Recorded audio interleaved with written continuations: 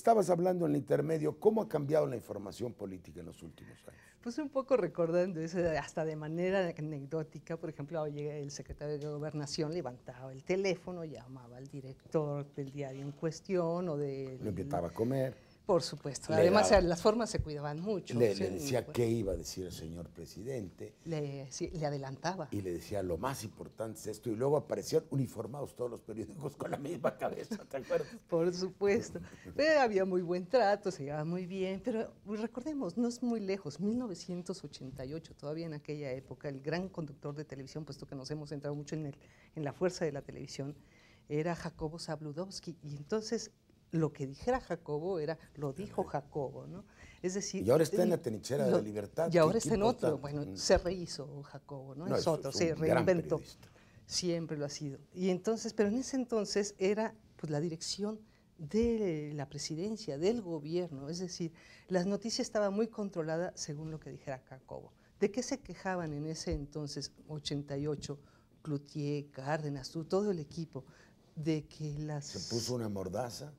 Bueno, él ¿Te sí. acuerdas? Se puso sí, la mordaza para decir, no, me dejan hablar en la televisión. Así es, estaba muy controlado. Los medios no cubrían las campañas de la oposición. Ese era el punto. Pero les ganamos. ¿Y cómo se informó? Sí. En 88, como no tú nos lo has dejaron escrito. llegar, ¿no? Pero bueno, el caso es que finalmente, en ese entonces, con controlar algunos noticieros era suficiente. Después eso fue cambiando tan rápidamente que de repente en las televisoras se montaron sobre los propios conductores. Si hubo un momento en que ciertos conductores, recuerdo mucho a Gutiérrez Vivo, tomaron gran fuerza y daban manotazos sobre la mesa, hoy a la hora de estar entrevistando, los propios conductores tienen al político enfrente y le dice, a ver, señor secretario, explíqueme usted por qué hizo esto, quién es usted. Se juzga, se convirtieron en tribunas, se convirtieron en los suprapolíticos. Entonces, el cambio de los medios en menos de 20 años o 20, 21 años ha sido pero muy también impactante. esa docilidad. Mira, y no voy a hablar mucho, a un conductor de programa en Monterrey, que ahora es muy buen amigo mío, le dieron instrucciones de atacarme. Como es muy inteligente, me empezó a tener el micrófono en la mano y a decir, le dije, primero no me grite y luego no me insulte. Y si me está preguntando, deje contestar. Es que yo quiero hablar, si el entrevistado soy yo. Y cogí y le quité el micrófono. Y lo cogí así y le dije, este micrófono es del pueblo de México, no del señor. Y ahora me va a oír usted hablar. Y me senté y no le di el micrófono durante todo el tiempo. Es famoso en Monterrey. También los políticos se dejan, perdóname que te lo diga. Pero es que también en lo que describes, Marta, hay una simulación. Parte de la simulación es hablarle de tú a todo el que entrevistas, claro. para que se dé cuenta el público de que tú te abajo. codeas con los de mero arriba. Es parte de esa superpoder Sí. del que hablas, que asume el periodista, ¿no? Yo le hablo de tú hasta Obama, ¿no? A cualquiera le hablo de tú que se sienta... A mí me parece ridículo, porque incluso como periodista tienes que guardar la distancia, el respeto con tu entrevistado, con tu interlocutor. Y no fingiendo hablarle de tú, simplemente para que la gente no sienta, no sepa, no perciba que tú eres el cuate, es el cuate que habla con sus cuates todo el tiempo. Esto es lo que prevalece hoy en el periodismo mexicano. Yo soy el cuate de todos. Soy igualito que que esté en el poder. ¿En qué resulta? Que no se habla con la verdad. No se habla con la verdad jamás. Muy tu cuate, pero precisamente como soy muy tu cuate, no te digo lo que yo debiera decirte. Y tú y yo estamos de acuerdo en que no te lo diga. Cosa es que parte de esa mucho simulación. eso. Precisamente decían que en política, para un reportero no había amistades Claro que con los no. políticos, siempre había una frontera Me que se perdonan que cuidaba. les he hablado de tú en este programa.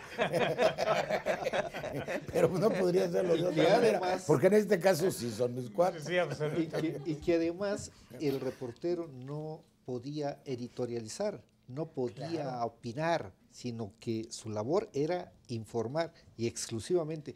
Todo eso se ha perdido, no sé si necesariamente para mal, pero sí hay muchas cosas que son para mal. Se mencionaba hace poco la autoridad que tiene el IFE de cara a los asuntos electorales, obviamente, sobre la televisión, la propaganda en televisión. Pero ya quieren meter consejeros del IFE, las televisoras. Sí, también, por supuesto. Es que ya Entre tienen los telebancada. candidatos. Pero hay un asunto que decía hace un momento que ha pasado de noche. En relación con los spots del PT y de López Obrador, ha habido una decisión de una instancia del IFE, que es la Comisión de Quejas, que yo creo que es muy peligrosa. Más allá de quién ¿Por se qué? trata, es peligrosa porque, por una parte, deja de cumplir presupuestos legales para poder emprender una acción como la medida cautelar de retirar los spots del aire. En el caso de aquel spot de que se hablaba de la mafia del poder, decide la Comisión de Quejas bajarlo porque se calumniaba, se denigraba a instituciones, etc. Nada más que uno de los requisitos para que la autoridad electoral pueda actuar es que la parte afectada, lo dice literalmente el COFIPE, la parte afectada presente la demanda. Y los ofendidos, los denigrados, fueron un gobernador, un expresidente, un presidente y una dirigente sindical. Pero ninguno de los cuatro presentó demanda alguna.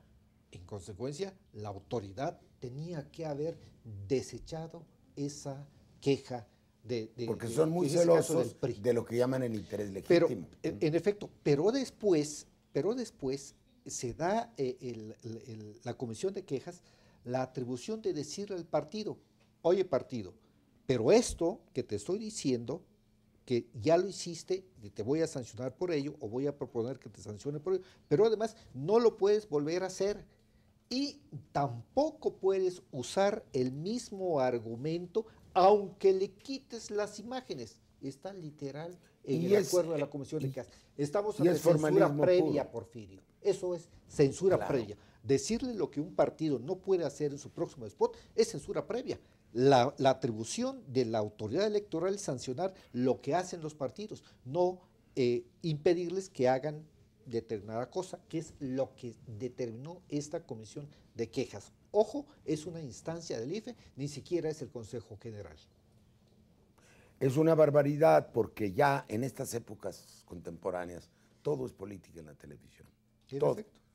De un lado o el otro, como decíamos, simulando, mintiendo o diciendo la verdad. Sacando camisetas Es el en la caso del que telenovela que dice un lema o... Para ti, ¿cuál sería el mejor sistema de comunicación política en el país? El debate, estar siempre... ¿Cuál es tu idea? Porque la expresaste muy bien el día del desayuno. Me parece que a los medios públicos, sobre todo, Porfirio, les corresponde contribuir a la consolidación del sistema democrático en México A los derechos humanos. y los derechos humanos, a los medios públicos. Yo veo la salida por ahí. Las televisoras no van a cambiar, mercantiles no van a cambiar. Han ido, al contrario, fortaleciendo esta vía de la manipulación que las caracteriza desde que nacieron. Creo que los medios públicos deben ser regidos por una legislación democrática que los obligue a tener como su principal razón de ser Todos. Y los privados también. todos las contribuciones al fortalecimiento del sistema democrático del país. Esto es lo que debe definir un medio público. Pero mira, desde que soy secretario de Educación y esté en mi proyecto, yo pondría, y es lo que he propuesto, que todos los medios de comunicación electrónicos que están sujetos a una concesión defiendan los principios y valores de la nación mexicana, fundamentalmente los democráticos. Y comparo con el caso de las escuelas. ¿Cuándo se le ha dado una incorporación a una escuela? Está regida, privada está regida por el artículo 3º también. Los privados y los públicos. Debe ser parejo para los Sí, dos. nada más que ¿qué está pasando? Por ejemplo, cuando hablamos de medios públicos y privados, es un poco como las escuelas públicas y las privadas. A la universidad pública no le das realmente presupuesto, mientras que las otras se llevan. Lo mismo está pasando en los medios de comunicación. Las televisoras privadas pues tienen todo el dinero, a las públicas, Las públicas no las pueden dejas tener, morir. no pueden Eso tener está- anuncios. Oye, En nuestro proyecto se equiparan todas. y a mí todas me pueden tener encantaría anuncios, que fuera para tener recursos. los medios públicos, como bien dices, Canal 11, Canal 22, de los propios estados, o la del DF que pudiéramos tener, Canal del Congreso, pero creo que podríamos añadir algo más, aunque nos va a llevar más tiempo. Tenemos- el Internet creo que lo será. Hemos llegado al fin del programa. El tema del Internet es que va a tardar tiempo. Va a tardar. en lo que llaman ahora la generación digital o el ciudadano digital. Y el tiempo no nos alcanza. Y yo quisiera decirles que les agradezco mucho que hayan participado en la organización de ese evento y el que hayan tomado la palabra y el que hayan venido a este programa. Me quedo con la gran duda del tiempo que nos falta para educar una nueva generación y la angustia cotidiana que nos está cerrando las puertas. ¿Cómo rompemos el círculo vicioso entre el poder de una televisión que se impone a los poderes públicos, con lo cual no podemos cambiar nada en el país? ¿Cuál debe ser el secreto? Yo creo que una verdadera rebeldía cívica. No veo otra. Quizás sea utópico, pero lo veo como la única solución de este país. Así es. Entre tanto, habrá que diseñar algo para hacer frente a este doble fuego bajo el cual está la democracia mexicana y el Estado, por supuesto. Por una parte la televisión y por la otra parte el narcotráfico. Dos fuegos terribles los dos, diferentes por supuesto, pero terribles los dos. Una rebeldía organizada y pacífica. Sí, porque uno mata conciencias y el otro mata al ser. Muchas gracias, qué bien terminaron. Muy amables.